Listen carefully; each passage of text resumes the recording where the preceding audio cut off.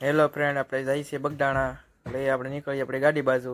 તો ફાઇનલી આપણે પહોંચી ગયા બગદાણા.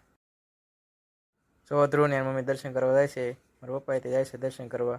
તો આપણે દર્શન કરી લઈએ બાપા. જો ધ્રુવ થોડે છે દર્શન કરવા મોકલો, પણ દર્શન ઊંધા કરે છે.